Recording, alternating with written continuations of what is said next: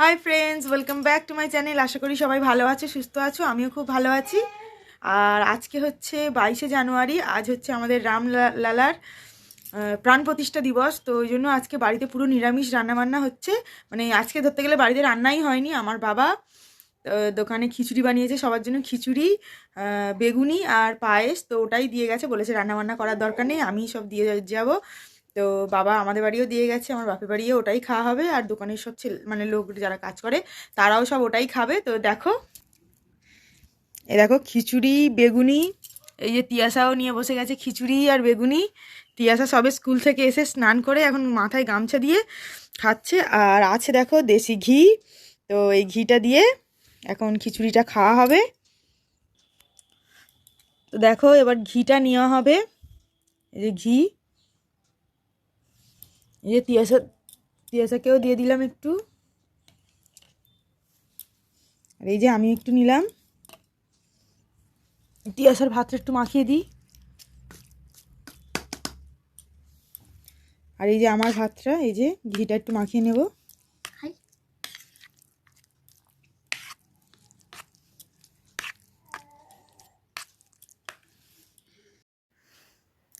তো তিয়াশা খাও।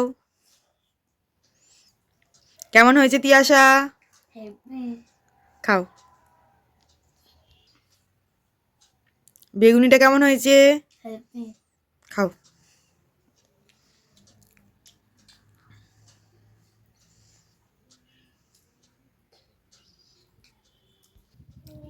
তো দেখো এবার আমি খাবো। ঘিটা একটু মিক্সড করে নিলাম।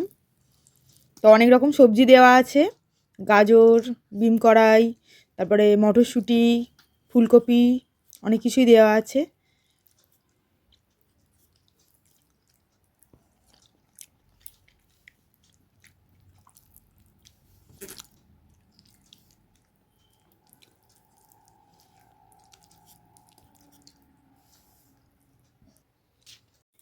Meow meow.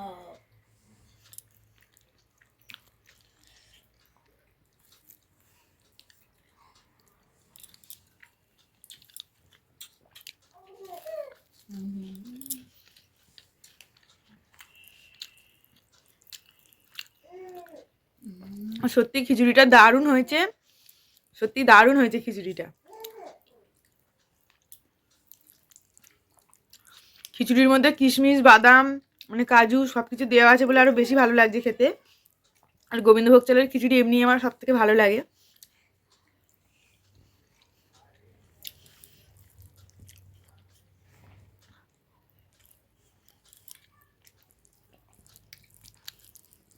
আর ঘি পড়তে খিচুড়ির স্বাদটা একদম দুগুণ বেড়ে গেছে।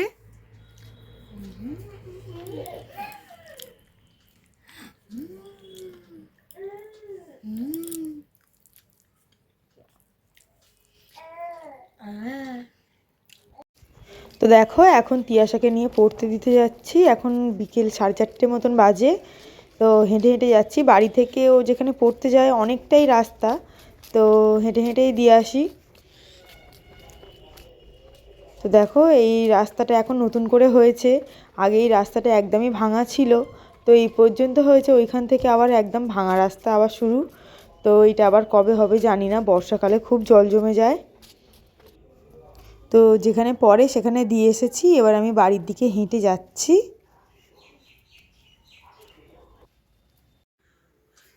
তো মেয়েকে পড়তে দিয়ে চলে এসেছি। আর এই দেখো আমার পুচকু।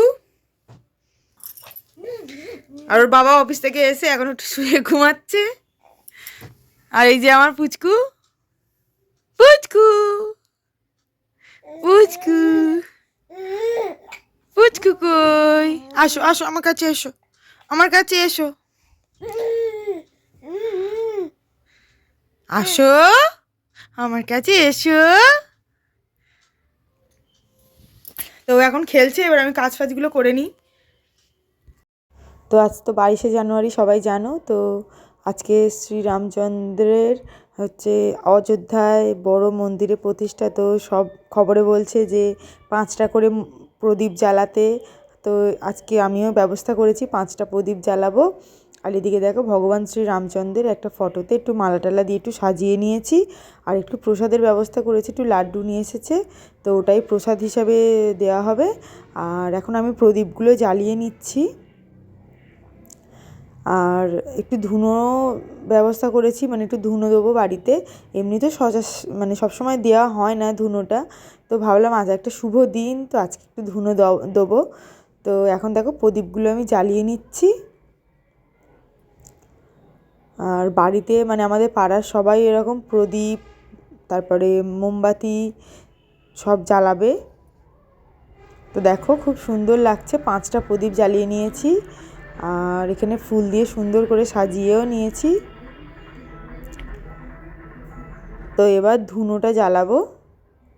তো একটু ছোবড়া দিয়ে দিয়েছি, নারকেল ছোবড়া, আর একটু ধুনো দিয়ে দিয়েছি। আর এখন মোমবাতি দিয়ে জ্বালাচ্ছি। একদমই জ্বালানো যাচ্ছিল না, কেননা মোমগুলো গলে গলে পড়ে মোমবাতিটা বারবার নিভে যাচ্ছিল। তো অনেক কষ্ট করে, এই দেখুন খালি নিভে যাচ্ছে, অনেক কষ্ট করে ধুনোটা এবার জ্বালিয়ে নেব।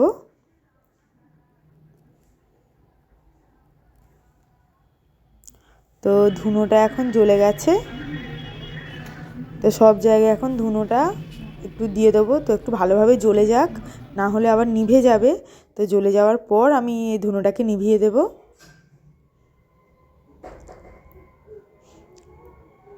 500 বছর লড়াইয়ের পর আজকে এই দিনটা এসেছে, সবার জন্য খুব গর্বের কথা। তো দেখো ভালোভাবে জ্বালিয়ে নিয়েছি, আর এখন ধোঁয়াও বেরোচ্ছে, ধুনোর একটা খুব সুন্দর সেন্ট হচ্ছে। তো একটু ঠাকুর ঘরে একটুখানি ধুনোটা দিয়ে এবার একটু ঘর বাড়িগুলোও একটু ধুনো দিয়ে নেব। তো এবার বাইরের দিকে চলে এসেছি ধুনোটা নিয়ে, প্রচণ্ড ধোঁয়া হয়ে গেছিলো ঠাকুর ঘরে। তো দেখো ঠাকুর ঘরের দরজাগুলো একটু ফুল টুল দিয়ে সাজিয়ে নিয়েছি।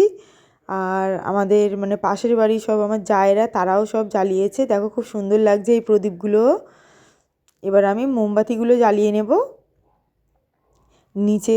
নিচের ঘরে মানে নিচের উঠোনের মধ্যে মোমবাতিগুলো দিয়ে তারপরে যাব ওপরে মোমবাতিগুলো জ্বালাতে। আর সব জায়গায় মোমবাতি জ্বালালে খুব বেশ ভালো লাগে, আলো আলো মতন। আর মানে মোমবাতির একটা আলাদাই একটা সৌন্দর্য, প্রদীপ বলো বা মোমবাতি বলো। তো দেখো নিচের প্রদীপগুলো আমার সব কটা জ্বালানো হয়ে গেছে। তো ফ্রেন্ডস, নিচে সব মোমবাতি প্রদীপ সব জ্বালানো হয়ে গেছে, দেখলেই তোমরা। তো এবার চলে এসেছি ছাদে। তো ছাদে এবার মোমবাতিগুলো জ্বালাবো, যেহেতু অকাল দীপাবলি বলা হয়েছে, তো অবশ্যই দীপাবলির মতনই পুরো সাজানো হবে বাড়িঘর সব কিছু।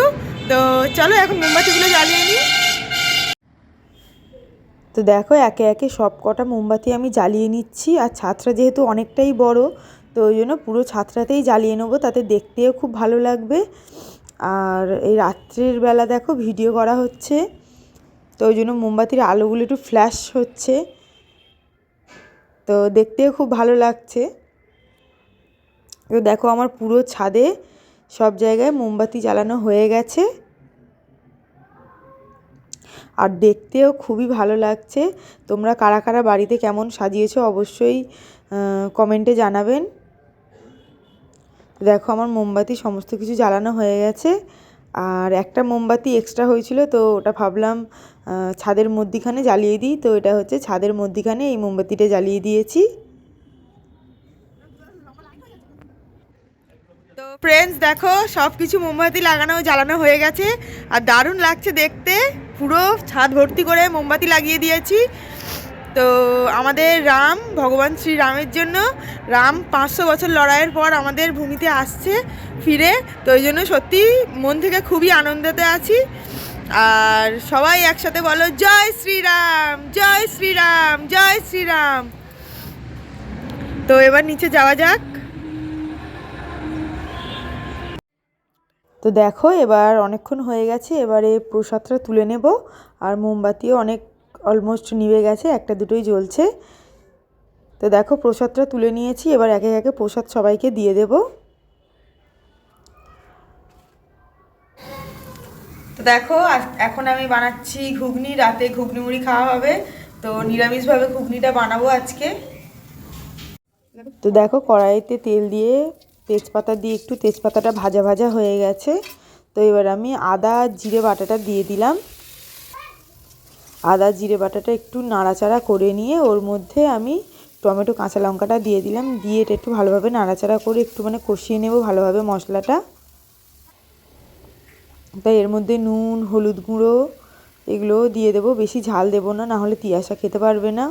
তো ওই জন্য বেশি ঝাল দিলাম না, অল্পই যে কটা কাঁচা লঙ্কা দিলাম ওই কটাতেই করে নেব। আর দেখো নুন হলুদ দিয়েও আমার ভালোভাবে কষানো হয়ে গেছে। এবার আলু মটর যে সিদ্ধ ছিল ওইটা ভালোভাবে ঢেলে দিলাম। ঢেলে দিয়ে একটু কষিয়ে টষিয়ে নিয়ে জল দিয়ে দিয়েছি।